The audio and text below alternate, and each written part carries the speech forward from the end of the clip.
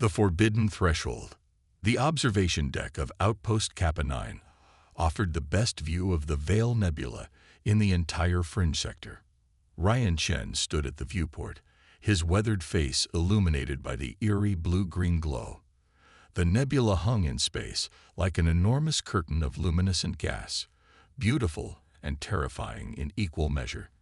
Behind him, the station's small bar hummed with the quiet conversations of miners, traders, and the occasional military personnel, humans who had chosen to make their lives on the edge of known space. "You're still obsessed with that damn thing, aren't you?" The gravelly voice belonged to Shen, the station's bartender. He placed a glass of amber liquid on the table beside Ryan. Ryan didn't turn away from the viewport. Wouldn't you be? The only celestial formation in mapped space that's under military quarantine. No probes return. No signals penetrate. Just those who go in never come out. Shen grunted. 317 expeditions. All disappeared.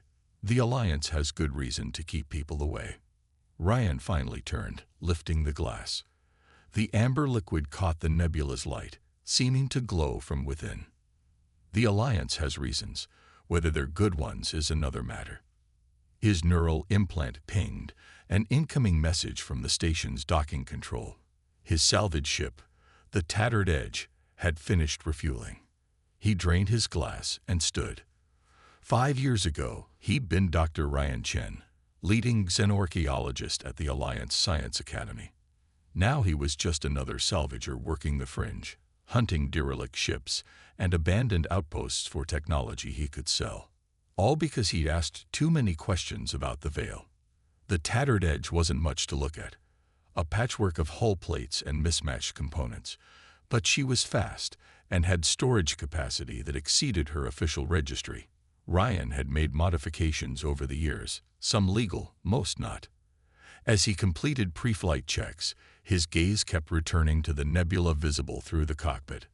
The ship's AI, an outdated model named Myore, spoke through the cabin speakers. Course calculations complete. Ready for departure to the Hephaestus Belt mining outposts. "Hold that," Ryan said, his fingers dancing across the console. "New coordinates." A pause.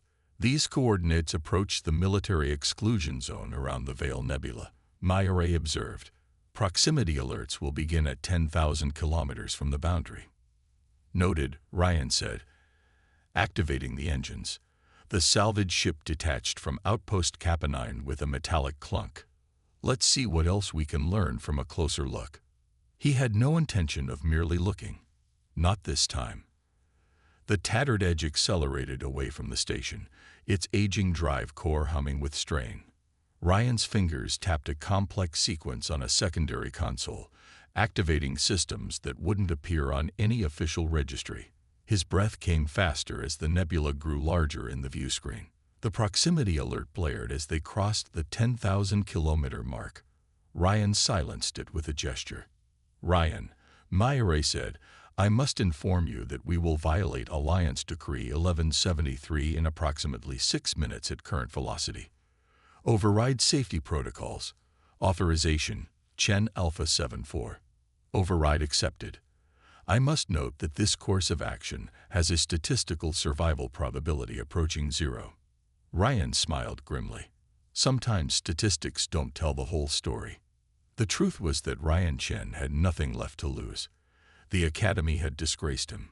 His research had been buried. His theories about the Veil Nebula, that it wasn't a natural formation but something constructed, had earned him ridicule and eventually expulsion. But he'd spent the last 5 years gathering evidence. Fragments of ancient texts from a dozen alien civilizations, all referencing a place where reality thinned. Star charts predating human spaceflight that showed anomalies in this exact region. And most compelling, the recovered log from the only ship that had ever transmitted from inside the Veil, just 3 words before it went silent. "It's not empty." The exclusion zone boundary approach. On the sensors, Ryan could see the automated buoys that marked the perimeter, broadcasting their endless warnings. Beyond them, sensor readings became increasingly erratic, showing energy fluctuations that defied known physics. Final approach, Ryan murmured. May begin recording all sensor data. Transmit continuous updates to my secure server. Acknowledged, though signal degradation is already at 60%. The ship crossed the boundary. Immediately, the cabin lights flickered. The engine's hum deepened to a troubled growl. Outside, the nebula no longer appeared as a distant formation. Its gaseous tendrils now surrounded the ship, seeming to reach toward the hull with curious fingers. Massive energy fluctuations, Mayre reported, her digital voice distorting. Hull integrity holding, but... She cut off suddenly. Mayre, Ryan called, but the AI remained silent. The ship's systems continued functioning, but the screens displayed increasing nonsense, numbers and readings that changed too rapidly to follow. The nebula's glow intensified, filling the cockpit with pulsating light that shifted between colors Ryan had no names for. The ship shuddered as though passing through turbulence, but space had no air to create such effects. This was something else, as though the fabric of reality itself had become unstable. Ryan's neural implant began to burn against his skull. Pain lanced through his head, but he gritted his teeth and maintained course. His vision blurred, doubled, then fractured into kaleidoscopic patterns. Through the fragmented images, he saw something taking form ahead, a massive structure, geometric and impossible, angles that seemed to fold in on themselves in ways that shouldn't exist in three-dimensional space. "That's not a nebula," Ryan whispered, his voice sounding strange in his own ears. "It's a shroud." The structure grew larger as the tattered edge approached. The pain in Ryan's head intensified until he could barely remain conscious. Blood trickled from his nose, his ears, his eyes. His neural implant was burning white-hot now, but somehow still functioning, still recording everything he saw. The structure's surface wasn't solid. It rippled and flowed like liquid metal, but moved with purpose, with intelligence. As the ship drew closer, portions of the surface parted, creating an opening that resembled a vast portal or mouth. Ryan's last conscious thought before darkness claimed him was that he'd been right all along. The veil wasn't a natural phenomenon. It was a doorway, and something on the other side had been waiting. Ryan Chen awoke to silence. The cockpit was dark except for the emergency lights casting a dull red glow over the instruments. Outside the viewport, normal space had returned. Stars shone against the blackness, steady and familiar. The nebula was nowhere to be seen. His neural implant felt cool against his skull, no longer burning. But something was different. As his thoughts brushed against its systems, information flooded his consciousness. Not just the implant's standard functions, but deeper access, as though barriers had been removed. "Mayre," he called out. The AI remained silent. Ryan pulled himself upright, surprised to find no pain despite the blood dried on his face and clothes. In fact, he felt better than he had in years, stronger, more alert, his senses sharper. He checked the ship's chronometer and froze. 3 weeks had passed since he'd entered the veil. The ship's location put him near the Perseus arm, almost 200 light-years from where he'd entered the nebula.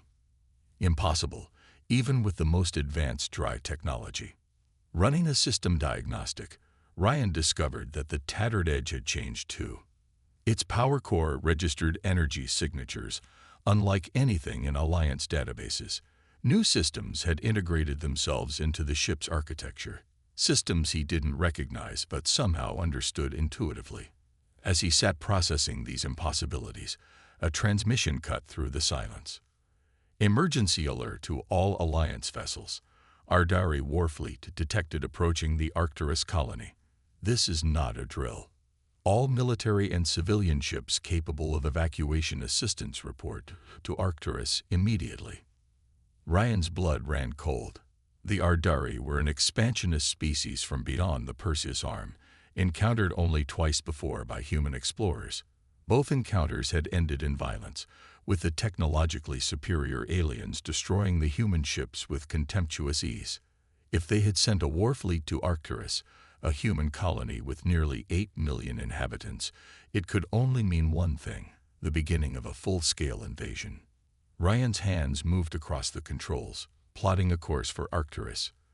The ship's new systems responded to his thoughts almost before his fingers completed the commands. The drive core hummed to life, but the sound was different now. Deeper, more resonant, powerful. As stars blurred outside the viewport, Ryan examined his reflection in a darkened screen. His eyes had changed.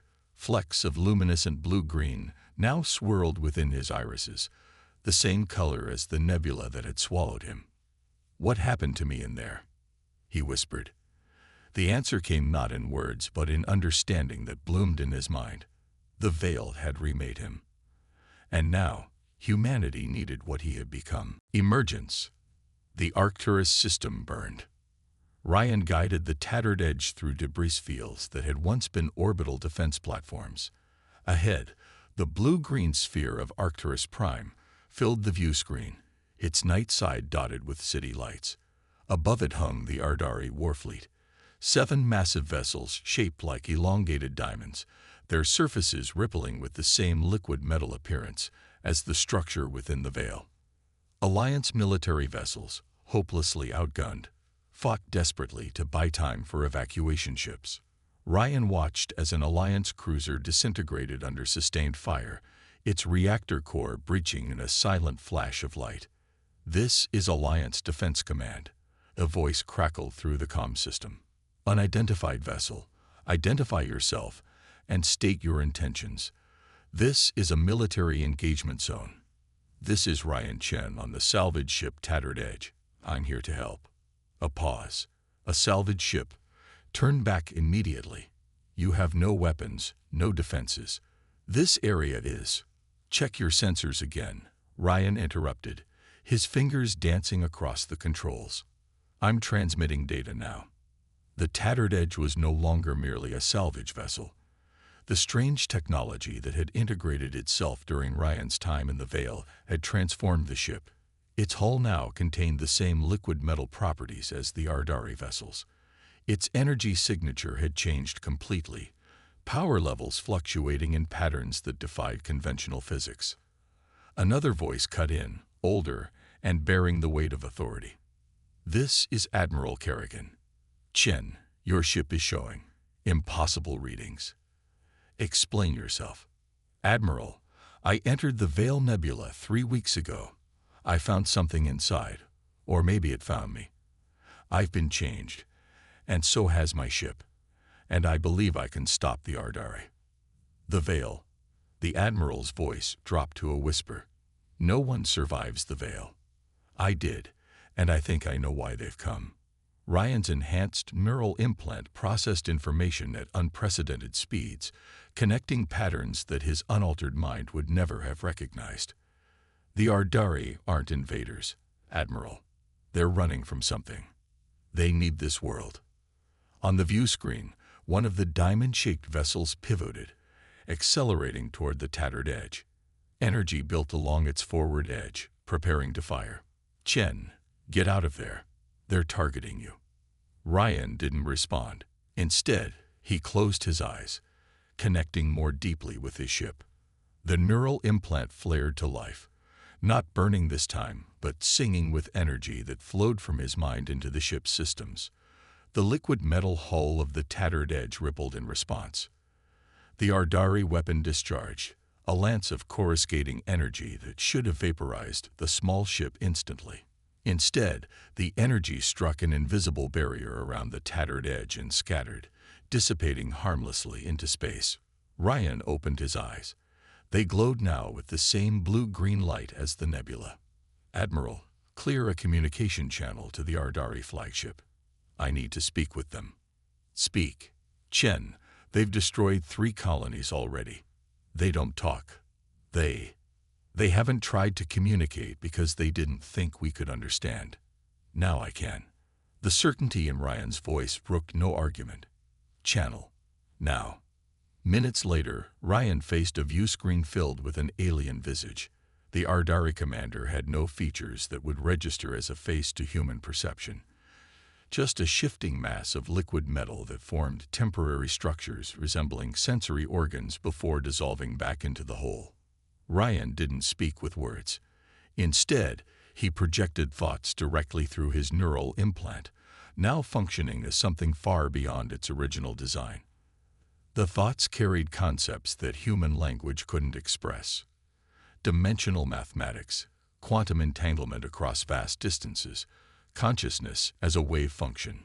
The Ardari responded in kind. Their communication bypassed language entirely, sharing pure concept and intention. As understanding formed between them, Ryan's expression shifted from concentration to shock, then to grim determination. "Admiral," he said finally, switching back to verbal communication, "I've negotiated a ceasefire. The Ardari will withdraw to high orbit and end hostilities, pending further discussion." "What? How is that possible? What did you say to them?" "I understood their situation." Ryan's voice was heavy. "They're refugees, Admiral. Their home system was consumed by what they call the Hunger, an entity or force that devours entire star systems. It emerged from what we call the Veil." "The Veil? But that's on the opposite side of Alliance space." "Yes, the Veil isn't a singular location. It's a network, a series of thin points in space-time, where something else can push through. The Ardari fled through one such point and emerged near us. They've been searching for a habitable world, and their scouts found Arcturus." Admiral Kerrigan's voice was incredulous. "And you convinced them to just leave?" "Not leave. Share." Ryan's gaze returned to the view screen where the Ardari vessels were now redeploying into a high-orbit pattern. "They need a world, and they have technology far beyond ours, technology that could help us prepare." "Prepare? For what?" "The Hunger is coming, Admiral. What happened to the Ardari will happen to us if we don't stand together." Ryan's hand moved to his temple, where his neural implant connected with something far greater than his creators had intended. "The Veil changed me. It showed me what's coming, and it gave me the means to understand the Ardari." "What exactly are you saying, Chen?" "I'm saying that what I found in the Veil wasn't just an alien structure. It was a warning system, built by a civilization that faced the Hunger eons ago. They couldn't defeat it, but they created the Veil network as a detection system and left behind upgrades for whoever was brave enough, or desperate enough, to find them." Ryan turned away from the viewport, his altered eyes casting faint light in the dimness of the cockpit. "The Alliance needs to prepare, Admiral. The quarantine around the Veil needs to end. We need to understand what's there, what I've only glimpsed, and the Ardari. They've been fighting the Hunger longer than we have. They know things we need to learn." Ryan's lips curved in a grim smile. "And now that I can communicate with them, they'll listen. They have to." In the days that followed, the Arcturus Treaty was formed, humanity's first true alliance with an alien species, born not of mutual interest but mutual survival. Ryan Chen became the bridge between worlds, his transformed mind capable of concepts that pushed the boundaries of human comprehension. The Alliance military established a research base at the edge of the Veil, though none dared venture within as Ryan had. Scientists studied the changes to his neural implant, to his DNA, to his very consciousness, but the technologies awakened within him defied their understanding. 6 months after his return, Ryan Chen stood once again on the observation deck of Outpost Kappa 9, gazing at the swirling blue-green nebula that had transformed him. Beside him stood an Ardari emissary, its liquid metal form contained within a specialized environment suit. "They still don't understand," Ryan said, not turning from the viewport. "They think we discovered something. They don't realize what discovered us." The Ardari's thoughts brushed against his mind. "They will learn, as we did. The question is whether they will learn in time." Ryan nodded slowly. "The Hunger is moving faster now. The Veil showed me that much. We have perhaps 5 years before it reaches the first Alliance world. The creators left more than warnings in their network," the Ardari communicated. "They left weapons. Tools. You carry some already, but there are others waiting to be found. Ryan's altered eyes reflected the nebula's light. Then we better start looking. In his mind, he could feel the changes the veil had wrought in him continuing to unfold, neural pathways reconfiguring, awareness expanding. He was still human, but becoming something more with each passing day, something that might, just might, be able to face what was coming. As he watched the swirling gases of the nebula, Ryan Chen smiled. Humanity had always feared the unknown, placing mourning boys and quarantines around mysteries they couldn't solve. But sometimes salvation came from venturing beyond the boundaries others dared not cross. Sometimes you had to enter the forbidden zone to find the strength to survive.